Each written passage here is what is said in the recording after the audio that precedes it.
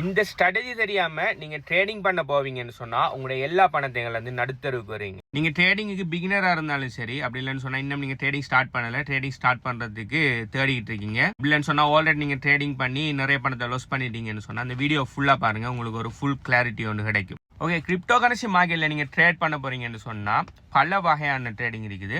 ஆனால் அநேகமான நாட்களுக்கு தெரிஞ்ச ட்ரேடிங் பார்த்தீங்கன்னு சொன்னால் ஃபியூச்சர் ட்ரேடிங். என்ன அதை தான் அநேகமான நாட்கள் படிப்பிக்கிற ஆன்லைனில் அநேகமான நாட்கள் கதைக்கிறதும் ஃபியூச்சர் ட்ரேடிங் தான். அநேகமான நாட்கள் லொஸ் பண்ணுறதும் ஃபியூச்சர் ட்ரேடிங் தான். ஆனால் ஃபியூச்சர் ட்ரேடிங் மட்டும் இல்லை, கிரிப்டோ கரன்சி ட்ரேடிங்கில் நிறைய வகையான ட்ரேடிங்ஸ் இருக்குது. நான் அந்த வீடியோவில் எல்லா வகையான ட்ரேடிங்கையும் பற்றி சொல்லிவிட்டு என்னென்ன மாதிரி ட்ரேடிங் எப்படி ஒர்க் ஆகுங்கிற விஷயத்தை நான் உங்களுக்கு சொல்ல போகிறேன். நார்மலாக பார்த்தீங்கன்னு சொன்னால் ட்ரேடிங்கை 4 கேட்டகரியாக பிரிக்கலாம். அதில் முதலாவது கேட்டகரி பார்த்தீங்கன்னு சொன்னால் ஸ்பாட் ட்ரேடிங், ரெண்டாவது ஃபியூச்சர்ஸ் ட்ரேடிங், மூணாவது மார்ஜின் ட்ரேடிங், அடுத்தது பைனரி ட்ரேடிங். நார்மலாக கிரிப்டோ கரன்சி மார்க்கெட்டுக்குள்ள இந்த future trading and margin trading combine பண்ணி தான் நடக்கும். ஆனால் பைனரி ட்ரேடிங் பார்த்தீங்கன்னு சொன்னால் வேறு பிளாட்ஃபார்ம் இருக்குது. பைனரி ட்ரேடிங் எப்பயுமே செப்பரேட்டாக தான் நடக்கும். நார்மலாக இருக்கிற கிரிப்டோ கரன்சி எக்ஸ்சேஞ்சிலான பைனான்ஸ் போன்ற எக்ஸ்சேஞ்சில் பார்த்தீங்கன்னு சொன்னால் இந்த ஸ்பாட் ட்ரேடிங்கும் இந்த ஃபியூச்சர் ட்ரேடிங் கம்பைனாக தான் இருக்கும். இப்போ உங்களுக்கு ஒவ்வொரு ட்ரேடிங்குமே என்னென்னு சொல்கிறேன். ஸ்பாட் ட்ரேடிங்டா என்னன்னு சொன்னால் ஏதோ ஒரு கிரிப்டோ கரன்சி அசட்டை இன்னொரு கிரிப்டோ கரன்சி அசட்டில் இருந்து நீங்கள் ஸ்பாட்டில் என்ன ப்ரைஸில் இருக்கோ அந்த ப்ரைஸுக்கு நீங்கள் வாங்குவீங்க. வாங்கினதுக்கு பிறகு அந்த ப்ரைஸ் ஏறினதுக்கு பிறகு சரி, அப்படி அந்த ப்ரைஸ் இறங்கினதுக்கு பிறகு சரி, நீங்கள் எந்த இன்னொரு கிரிப்டோ கரன்சிக்கு நீங்கள் வச்சிருக்க கிரிப்டோ கரன்சியை மாற்றுற. உதாரணத்துக்கு உங்களை USDTங்கிற ஒரு கிரிப்டோ கரன்சி இருக்குன்னு சொன்னால் அந்த USDTங்கிற கிரிப்டோ கரன்சிலேருந்து பிட்காயினை நீங்கள் ஒரு $10 பெறுமதியான USDTயை கன்வெர்ட் பண்ணி பிட்காயினை மாற்றுறீங்க. இப்போ உங்கள்கிட்ட $10 பெறுமதியான பிட்காயின் இருக்குது. இப்போ அந்த பிட்காயின் $10 இருந்து $11 ஆனதுக்கு பிறகு அந்த பிட்காயினை அப்படியே திரும்ப USDTயாக மாற்றுவீங்கன்னு சொன்னால் ஆல்ரெடி உங்கள்கிட்ட இருந்தது $10. இப்போ நீங்கள் இந்த ட்ரேட் பண்ணினது மூலம் உங்களுக்கு கிடைச்சது $11. ஸோ உங்களோட ப்ராஃபிட் பார்த்தீங்கன்னு சொன்னால் $1. இதே இது நீங்கள் பிட்காயினை வாங்கினது பிறகு பிட்காயின் ப்ரைஸ் குறைஞ்சி $9 போயிட்டு நீங்கள் பயத்தில் என்ன செய்றீங்க, திரும்ப USDTயாக மாற்றுறீங்கன்னு சொன்னால் USDTங்கிற ஒரு ஸ்டேபிள் கரன்சி, அது மாறாது, US டாலரோட அமௌண்ட்லேயே இருக்கும். நீங்கள் மாற்றுறீங்கன்னு சொன்னால் $9. இப்போ நீங்கள் கொண்டு வந்த $10, இப்போ உங்களுக்கு இருக்கிற $9, அப்போ உங்களுக்கு $1 நட். இதுதான் ஸ்பாட் ட்ரேடிங்கிற சிம்பிள் கன்செப்ட். இது எதுக்கு ஈக்குவல்னு சொன்னால் நீங்கள் நார்மலாக கோல்டு வாங்கி விற்கிற மாதிரி. இப்போ நீங்கள் நகை கடைக்கு போய் கோல்டு 1 லட்சம், ஒரு பவுன் 1 லட்சம் இருக்கக்குள்ளே நீங்கள் கோல்டு வாங்கி வைக்கிங்க. கொஞ்சம் காலத்துக்கு பிறகு ஒரு பவுன் 2 லட்சம் ஆயிட்டு. இப்போ போய் அந்த நகையை விற்பீங்கன்னு சொன்னால் உங்களுக்கு 2 லட்சம் கிடைக்குது. அப்போ நீங்கள் ஆரம்பிச்சது 1 லட்சத்தோட இப்போ உங்களுக்கு 2 லட்சம் இருக்குது. அப்போ 1 லட்சம் உங்களுக்கு ப்ராஃபிட். சேம் கன்செப்ட் தான் இந்த ஸ்பாட் ட்ரேடிங். இது சரியான விஷயமா, இது செய்யலாமா இல்லையா, ஒரு பிகினரால் செய்ய முடியுமாங்கிற விஷயத்த நான் அடுத்ததாக வரேன். அதுக்கு முதல்ல மற்ற ட்ரேடிங்கை பற்றி பார்ப்போம். இப்போ நார்மலாக கிரிப்டோ கரன்சி மார்க்கெட்டில் இந்த மார்ஜின் ட்ரேடிங், ஃபியூச்சர் ட்ரேடிங் பார்த்தீங்கன்னு சொன்னால் ரெண்டும் கம்பைனாக தான் இருக்கும். மார்ஜின் ட்ரேடிங் இந்த கன்செப்ட் என்னன்னு சொன்னால் நீங்கள் கடன் வாங்கி ட்ரேட் பண்ணுற இப்போ பிளாட்ஃபார்ம்களில் நீங்கள் கொண்டு வர பணத்துக்கு ஒரு குறிப்பிட்ட மடங்களில் கடன் வாங்கி ட்ரேட் பண்ணிவிட்டு அந்த கடனை திரும்ப செலுத்திட்டு அதுக்கு ஒரு இன்ட்ரெஸ்ட்டையும் திரும்ப செலுத்துகிறப்ப உதாரணத்துக்கு உங்கள்கிட்ட ஒரு $100 தான் இருக்குது. $100க்கு நீங்கள் ஒரு எத்தனை 10% ப்ராஃபிட் எடுக்கீங்கன்னு சொன்னால் உங்களுக்கு என்ன ஒரு $10 தான் ப்ராஃபிட் வரும். இதே இது $1000 உங்கள்கிட்ட இருக்கணும்னா அதே 10% உங்களுக்கு $100 ப்ராஃபிட் வரும். ஆனால் உங்கள்கிட்ட $1000 இல்லை. ஆனால் நீங்கள் என்ன பண்ணலாம்னு சொன்னால் சில பிளாட்ஃபார்மில் அவங்க லோன் ப்ரொவைட் பண்ணுவாங்க. உங்களோட $100க்கு 10xல் நீங்கள் கடன் வாங்கி நீங்கள் ட்ரேட் பண்ணலாம். அப்போ அவங்களோட $1000 மாற்றி நீங்கள் ட்ரேட் பண்ணதுக்கு பிறகு நீங்கள் லாபம் எடுத்தது பிறகு அவங்களோட $1000 அதாவது எவ்வளோ லோன் வாங்கினீங்களோ அந்த லோனையும் திரும்ப செலுத்திட்டு அதுக்குரிய ஒரு சின்ன ஒரு இன்ட்ரெஸ்ட்டையும் திரும்ப செலுத்திட்டு நீங்கள் மிச்ச ப்ராஃபிட் எல்லாத்தையும் நீங்கள் வச்சுக்கொள்ளலாம். இதான் margin trading. Margin trading crypto currency மார்க்கெட்டில் நிறைய பிளாட்ஃபார்மில் ஃபியூச்சர் ட்ரேடிங்கோட கம்பைன் பண்ணி ஃபியூச்சர் ட்ரேடிங் தான் சொல்லுவாங்க. இது எப்படின்னு சொன்னால் மார்க்கெட்டில் கிராஃப்ஸ் இருக்கும். அந்த கிராஃப்ஸில் நீங்கள் டிரெக்டாக எந்த அசட்டையுமே வாங்குறல அந்த கிராஃப்ஸ் மேலே போகுமா கீழே வருமானு சொல்லி ப்ரெடிக்ட் பண்ணுறோம். அதாவது இப்போ BTC/USDT ஃபியூச்சர் ட்ரேடிங் கிராஃபில் பார்த்தீங்கன்னு சொன்னால் அந்த கிராஃப் ஒரு இடத்து இருக்கும். இந்த பிளேஸ்ல இருந்து கிராஃப் மேலே போகும்னு சொல்லி நீங்கள் நினைப்பீங்கன்னு சொன்னால் அதில் இருக்கிற அப்புங்கிறத கிளிக் பண்ணணும். அது அப்புன்னு சொன்ன இல்லை பைன்னு இருக்கும். ஓகே, அதை கிளிக் பண்ணணும்.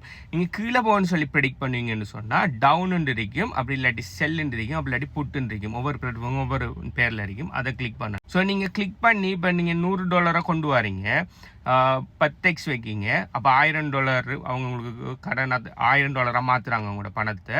ஸோ நீங்கள் மேலே போகணும்னு சொல்லி ப்ரெடிக்ட் பண்ணுறீங்க. அப்போ என்ன செய்யுது, மேலே போவீங்கன்னு சொன்னால் உங்களுக்கு ப்ராஃபிட் அப்படியே கூடி போகும். நீங்கள் தேவையான டைமில் க்ளோஸ் பண்ணிக்கொள்ளலாம். அதே சமயம் நீங்கள் கீழே போகணும்னு சொல்லி ப்ரெடிக்ட் பண்ணி மார்க்கெட்டுக்கு கீழே போகும்னு சொன்னால் உங்களுக்கு ப்ராஃபிட் கூட்டிகிட்டு போகும். நீங்கள் தேவையான டைம் க்ளோஸ் பண்ணிக்கொள்ளலாம். ஆனால் நீங்கள் ப்ரெடிக்ட் பண்ணினதுக்கு எதிர் திசையில் மார்க்கெட் போகணும்னு சொன்னால் உதாரணத்துக்கு நீங்கள் மேலே போகணும்னு ப்ரெடிக்ட் பண்ணுறீங்க, ஆனால் மார்க்கெட் கீழே போகணும்னு சொன்னால் மைனஸ் அப்படியே கொஞ்சம் கொஞ்சமாக கூட்டிகிட்டு வரும். ஓகே, மைனஸ் கூட்டிகிட்டு வந்தால் ஒரு பிரச்சனையும் இல்லை இல்லை மைனஸ் கீழே போகுது, நான் வெயிட் பண்ண திரும்ப ப்ளஸ் ஆயிரும்னு சொல்லி நீங்கள் நினைக்கலாம். ஆனால் இப்போ நீங்கள் லெவரேஜிங்கிற ஒரு விஷயம், அதாவது மார்ஜின் ட்ரேடிங்கிற கான்செப்டை உள்ளுக்கு கொண்டு வந்துட்டீங்க. நீங்கள் உங்களோட பணத்தை மட்டும் வச்சு ட்ரேட் பண்ணலை, நீங்கள் கடனும் வாங்கியிருக்கீங்கிறதால அந்த மைனஸ் அப்படியே கூட்டிகிட்டு போய் $10 $20 $30 மைனஸில் அப்படியே போய் உங்களோட கேபிட்டல்ற அளவுக்கு எப்போ வருதோ, அதாவது நீங்கள் கொண்டு போன கேபிட்டல் $100 அதாவது அந்த கொயினை நீங்கள் $100 எடுத்துறீங்கன்னு சொன்னால் அது எப்போ அந்த மைனஸ் $100 டச் ஆகுதோ அப்போ உங்களோட அக்கௌண்ட் லிக்விடேட் ஆகும். அதாவது உங்களோட அக்கௌண்ட்டில் இருக்கிற பணத்தை எல்லாத்தையுமே அந்த ட்ரேடை ஸ்டாப் ஆகிட்டு உங்களோட அக்கௌண்ட்டில் இருக்கிற பணத்தை எல்லாத்தையுமே அந்த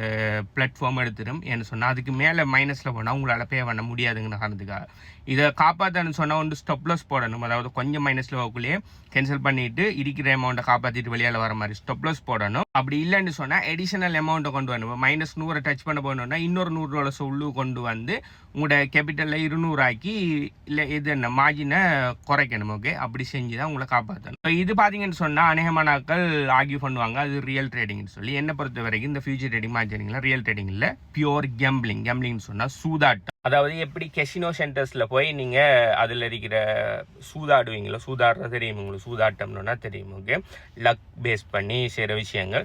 ஸோ அதே மாதிரி தான் மார்க்கெட் மேலே மகளே வருமானு சொல்லி நீங்கள் லக் பேஸ் பண்ணி பெட் கட்டுற ஒரு விஷயம் தான் இந்த ஃபியூச்சர் ட்ரேடிங். அநேகமாக நாங்கள் சொல்லுவோம், நாங்கள் அதுக்கு அனாலிசிஸ் எல்லாம் பண்ணி தான் செய்கிறோம். நீங்கள் என்ன அனாலிசிஸ் பண்ணி செஞ்சாலும் நீங்கள் அதில் ரியலான ஒரு அசெட்டை வாங்குறையும் இல்லை, விற்கிறையும் இல்லை. நீங்கள் கடன் வாங்கி லெவரேஜ் வச்சு மேலே கீழேன்னு சொல்லி ப்ரெடிக்ட் பண்ணுறீங்க. ஸோ கட்டாயம் அது சூதாட்டம் பண்ணினாக்கள் நிறைய உழைச்சதா சரித்திரம் இல்லை. 1-2 ட்ரேடில் அவங்க உழைச்சாலும் 3வது ட்ரேடில் லாஸ் பண்ணி நடுத்தருக்கு தான் வருவாங்க. ஸோ அக்டோபர் 10 நடந்த பெரிய ஒரு லிக்விடேஷனில் நிறைய பேர் தங்களோட உயிர்களை நிறைய தப்பான விஷயம் எடுக்கிறது கூட இந்த மாதிரியான லெவரேஜ் ட்ரேடிங்கள் முக்கிய காரணமாக இருக்கும். அதாவது பெரிய கிராஷ்கள், பெரிய லிக்விடிட்டி ஈவெண்ட்கள் நடக்கக்குள்ள நிறைய பேர் அவங்களோட சொத்துக்களை இழந்து நடுத்தருக்கு வருவாங்க. ஸோ நீங்கள் ஒரு பிகினராக மட்டும் இல்லை, நீங்கள் ஒரு கிரிப்டோ ட்ரேடிங் ஒன்று செய்ய போறீங்கன்னு சொன்னால் தயவு செய்து இந்த ஃபியூச்சர் ட்ரேடிங் மார்ஜின் ட்ரேடிங்குள்ளே போகாதீங்க. ஏன்டா அது ஒரு சூதாட்டம். நீங்கள் ட்ரேடிங் பேரில் சூதாட்டம் செஞ்சுட்டு இருக்கீங்க. அடுத்தது ஃபைனலாக இருக்கிற கன்செப்ட் பார்த்தீங்கன்னு சொன்னால் பைனரி ட்ரேடிங் பார்த்தீங்கன்னு சொன்னால் இது சூதாட்டம்னா இது சூதாட்டம் bro max. Okay, so binary trading எப்படி வகான்னு சொன்னால் ஒரு நீங்கள் அதுக்குன்னு சொல்லி தனி பிளாட்ஃபார்ம் இருக்கும். இதே மாதிரி கிராஃப்ஸ் இருக்கும். இந்த கிராஃப் மேலே மகிழவோம்னு சொல்லி பெட் கட்டுவீங்க. ஆனால் இதில் பார்த்தீங்கன்னு சொன்னால் நீங்கள் பெட் கட்டினதுல இருந்து ஒரு 30 செகண்ட் டைம் ஓடும். நீங்கள் பெட் கட்டின சைட்லேயே பெய்த்திரும். இப்போ மேலே போகணும் பெட் கட்டி மேலே பெய்த்திரும்னு சொன்னால் அந்த 30 செகண்டுக்குள்ளே நீங்கள் போட்ட காசீட்டை டபுள் கிடைக்கும். ஆனால் நீங்கள் போட்டதுக்கு மாற்றமாக போகும்னு சொன்னால் நீங்கள் போட்ட காசு அப்படியே இல்லை. ஓகே, இது சூதாட்டம்னா சூதாட்டம் ப்ரோமேக்ஸ், அதாவது பியூர் சூதாட்டம். இதுல எல்லாம் பார்த்தீங்கன்னு சொன்னால் நீங்கள் பார்க்குறது உண்மையான கிராஃப் இல்லை. அந்த கிராஃபில் எப்படி பார்க்காம சொன்னால் எந்த பக்கம் கூடுதலான பெட்டிங் வருதோ அதுக்கு எதிர்த்து செல்ல நகர்ற மாதிரி தான் அந்த கிராஃப்ஸோட ப்ரோக்ராமில் எழுதப்பட்டிருக்கும். இப்போ நிறைய பேர் மேலே போகணும்னு சொல்லி பெட் கட்டுறாங்கன்னு சொன்னால் ஆட்டோமேட்டிக்காக கிராஃப் கீழே போகிற மாதிரி தான் ஒன்று ப்ரோக்ராம் பண்ணி வச்சுப்பாங்க. அதனால தான் இந்த சூதாட்ட பிளாட்ஃபார்ம்கள் நிறைய ஏர்ன் பண்ணுறேன். நீங்கள் அதில் சூதாட்டம் பண்ணுறாக்கள் நிறைய ஏர்ன் பண்ணுறல, சூதாட்ட கழகங்களை நிறைய ஏர்ன் பண்ணுறேன். அதனால தான் அவனால் இந்த இது லைஃப் ஸ்டைல் இன்ஃப்ளூயன்சர்ஸ் மர பிடிச்சி Binomo, IQ option, binary option என்று சொல்லி நிறைய பிளாட்ஃபார்ம் ரன் ஆகுது. இதோட கன்செப்ட் எல்லாமே இந்த பைனரி ட்ரேடிங் தான். இதுக்கும் கிட்டையும் பேத்துறாதீங்க. நீங்கள் பிகினராக இருந்தாலும் சரி, நீங்கள் ப்ரோவாக இருந்தாலும் சரி, நீங்கள் என்ன அனாலிசிஸ் பண்ணினாலும் அந்த கிராஃப் பார்த்தீங்கன்னு சொன்னால் ரியல் கிராஃப் இல்லை. எந்த பக்கம் பெட்டிங் கூட நடக்குதோ அது எதுக்கு செயல் நடக்கிற கிராஃப் தான். ஸோ என்னை பொறுத்த வரைக்கும் ட்ரேடிங் பண்ணுறேன்னு சொன்னால் நீங்கள் செய்கிறதுக்குரிய ஒரே ஒரு பெஸ்ட்டான ட்ரேடிங்னு சொன்னால் அது ஸ்பாட் ட்ரேடிங் மட்டும்தான். ஆனால் ஸ்பாட் ட்ரேடிங் எல்லாருக்கும் செட் ஆகுமான்னு கேட்டால் அதுதான் இல்லை. நீங்கள் ஸ்பாட் ட்ரேடிங் பண்ணணும்னு சொன்னால் உங்களுக்கு கட்டாயம் அட்லீஸ்ட் $10,000 இருந்தால் மட்டும்தான் ஸ்பாட் ட்ரேடிங் பண்ணுங்க. அநேகமாக நாங்கள் $10 $20 கொண்டு ஸ்பாட் ட்ரேடிங் பண்ணலாமான்னு யோசிக்கிங்க. நீங்கள் $10 $20 கொண்டு போகக்குள்ள நீங்கள் 10% எடுத்தாலே உங்களுக்கு $1 வரப்போகுது. இதை நீங்கள் ஃபுல் டைம் செய்யலாமா? நீங்கள் சும்மா ஃபண்டுக்கு செய்றீங்கன்னா ஓகே, இதை ஃபுல் டைமாக செஞ்சு ஒரு தொழிலாக மாற்றலாமான்னு கேட்டால் நோவே.